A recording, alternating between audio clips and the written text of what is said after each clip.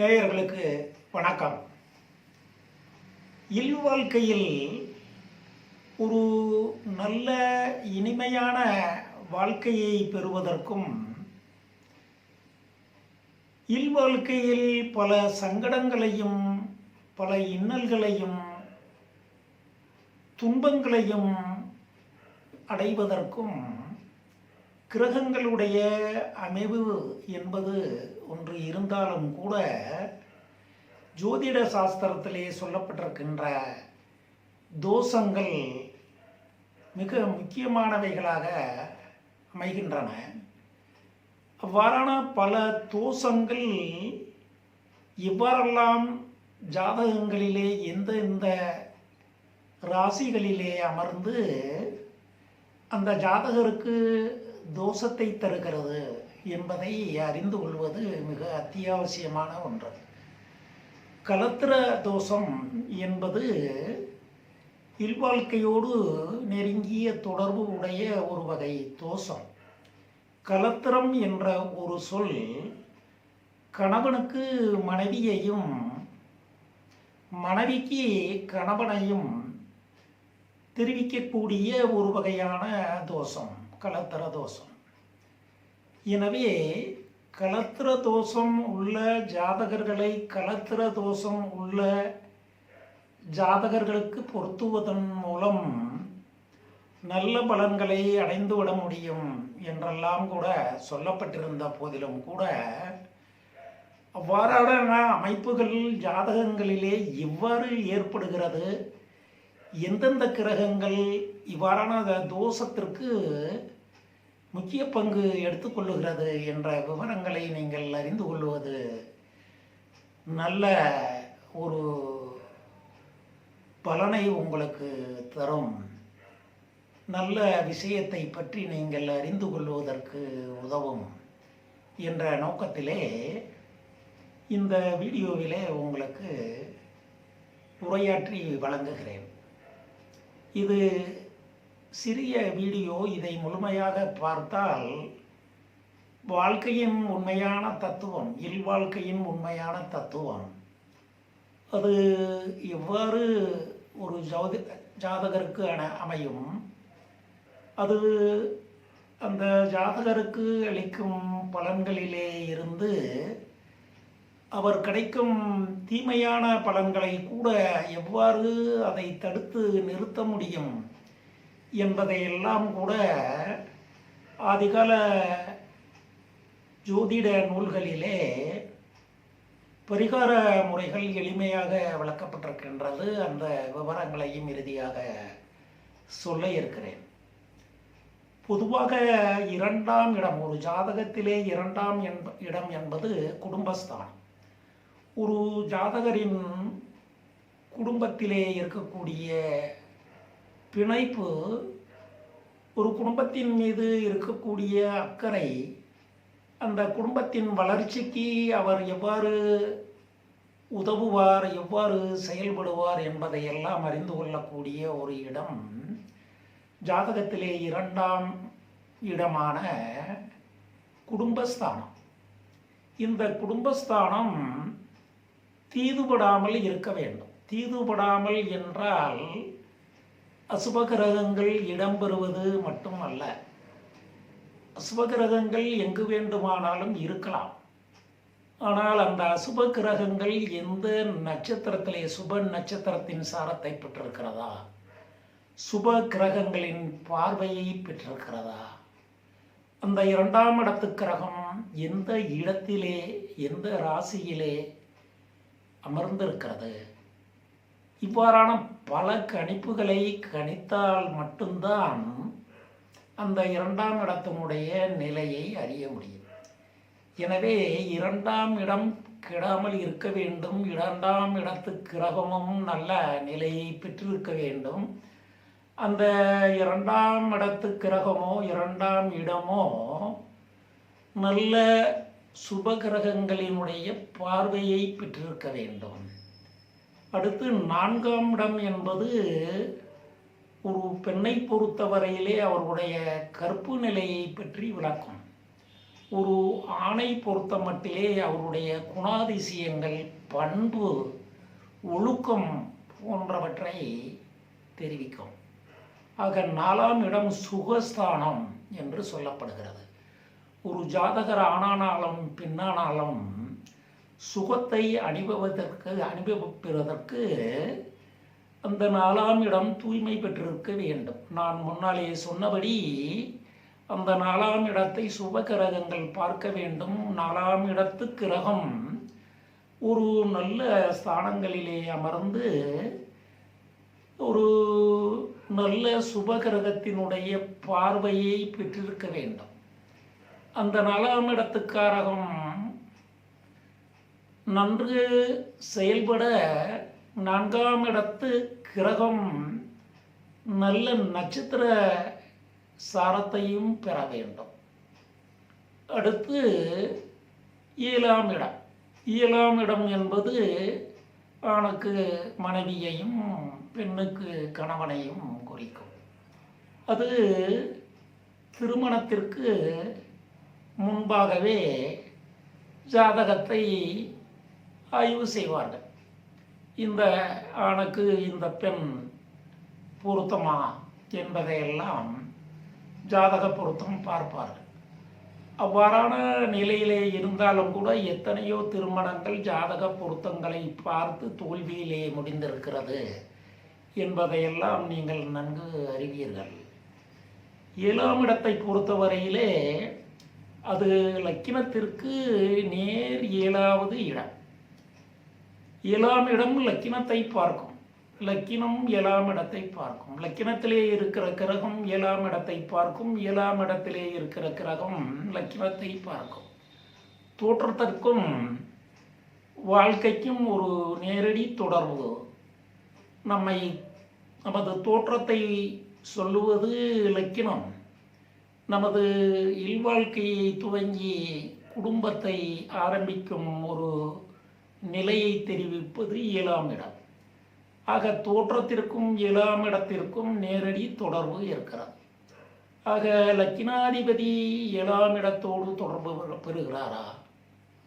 7ஆம் இடத்து கிரகம் 7லே இருக்கிறதா? லக்கினத்தை பார்க்கிறதா?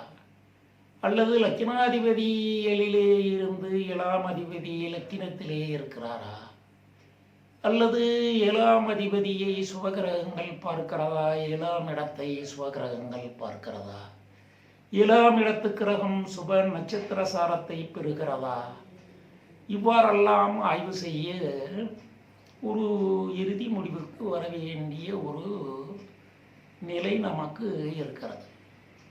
7ஆம் இடம் கணவனுடைய குணத்துக்கு ஏற்ற மனைவி, மனைவியுடைய குணத்திற்கு ஏற்ற கணவன்.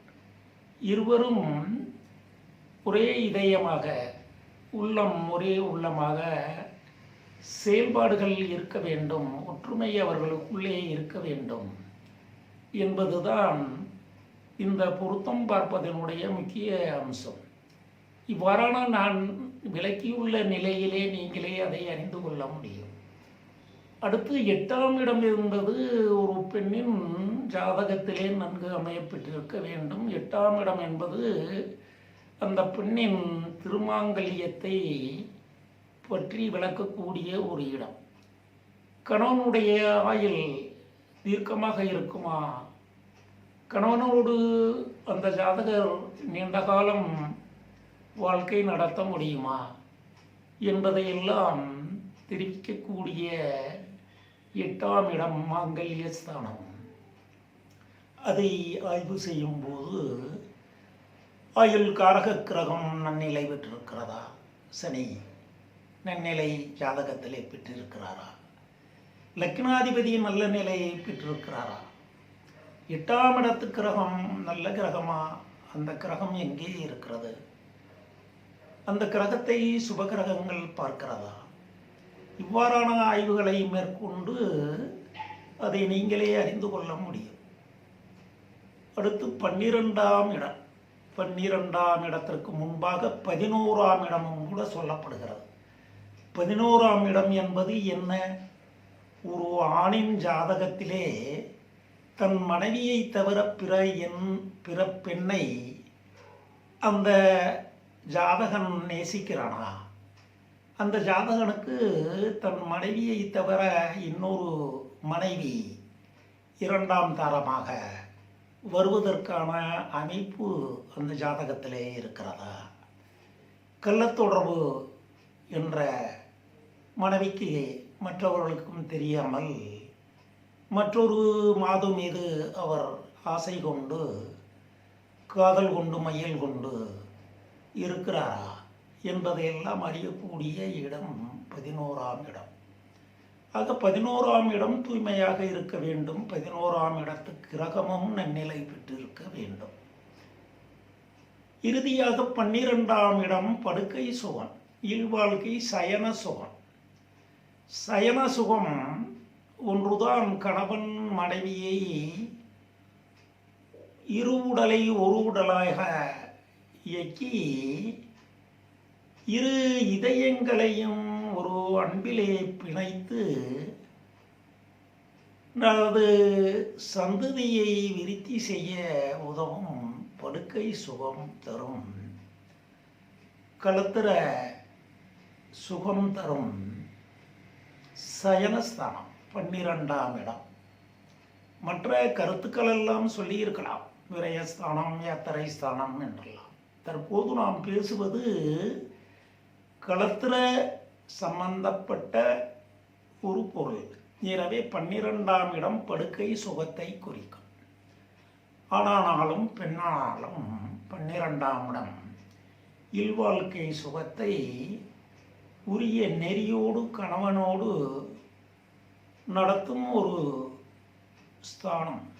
அந்த ஸ்தானம் தீதுபடாமல் இருக்க வேண்டும். அப்போது களங்கமில்லாத ஒரு புனிதமான ஒரு கணவன் மனைவி உறவு அங்கே மலரும். அதன் மூலம் சிறப்பான சந்ததி விருத்தி உருவாகி நல்ல புத்திரப்பேர்களை பெற்று மகிழ்ச்சியான ஒரு குடும்பத்தை அந்த ஜாதகர்கள் அடைய முடியும்.